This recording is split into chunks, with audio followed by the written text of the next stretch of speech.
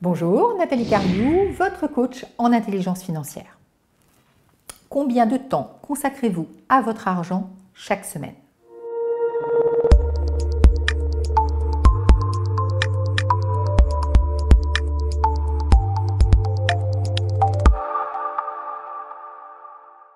Dans cette vidéo, nous allons voir que non seulement il faut consacrer du temps à son argent, il faut s'en occuper, nous allons voir qu'est-ce que ça veut dire, s'occuper de son argent, et aussi combien de temps vous devez consacrer à votre argent chaque semaine.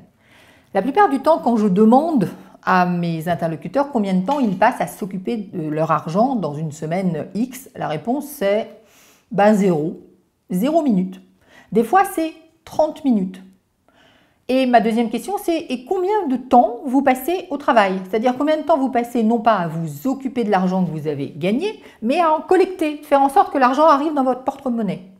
Et comme tout le monde, ils me répondent 35 heures ou 40 heures, et puis parfois, s'ils sont entrepreneurs, ils peuvent peut-être passer plus de temps à ça.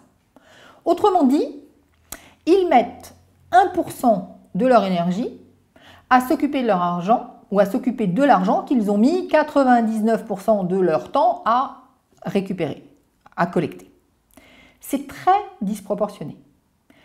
Pour que ça fonctionne bien, il faut que vous passiez au minimum 10% de votre temps chaque semaine à vous occuper de l'argent qui rentre. Donc vous passez 90% du temps à aller le chercher, ça s'appelle travailler, ça s'appelle être entrepreneur, ça s'appelle tout ce que vous voulez d'ailleurs, et 10% à vous en occuper. Pourquoi? Parce que si vous vous en occupez pas, c'est comme si vous alliez à la cueillette des pommes. Alors vous allez à la cueillette des pommes et vous récupérez un grand panier de pommes. Vous avez passé beaucoup de temps à cueillir vos pommes et puis vous avez eu un énorme panier de pommes, ça c'est l'argent que vous avez récupéré.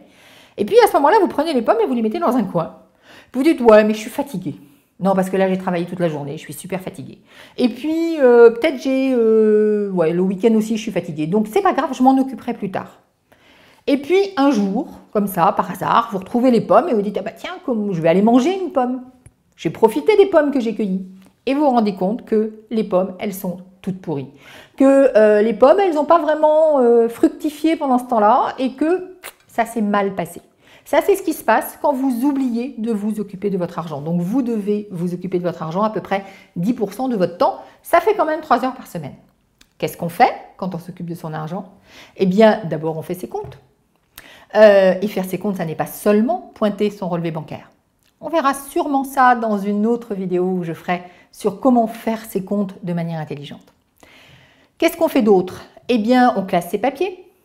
Ça peut aider. On vérifie ses contrats, on renégocie ses contrats, mais on s'occupe aussi de fixer ses objectifs. Non seulement ses objectifs financiers, mais aussi ses objectifs de vie. On s'occupe de calculer sa valeur nette. Vous avez toute une vidéo sur la valeur nette, sur à quoi ça sert, pourquoi il faut la suivre, comment on la calcule. Ça fait partie des choses pour s'occuper de votre argent. En réalité, on va voir le banquier, ça peut être une autre bonne idée. En réalité, lorsque l'on décide d'accéder à l'indépendance financière, mon premier conseil, c'est occupez-vous de votre argent. Et même si pour l'instant, ça peut vous paraître étonnant d'avoir 3 heures à y consacrer par semaine, je vous garantis que ces 3 heures-là passent extrêmement vite.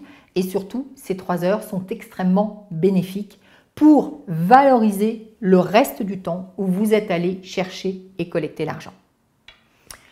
Vous pouvez cliquer sur le lien qui va apparaître à l'écran pour télécharger mon cadeau, mes 7 conseils de prospérité, mes 7 conseils pour créer votre liberté financière, si ça n'est déjà fait. Si vous l'avez déjà fait, eh bien, likez cette vidéo ou abonnez-vous à la chaîne Le Secret de l'Argent de manière à pouvoir me retrouver dès la semaine prochaine. C'était Nathalie Cariou, votre coach en intelligence financière.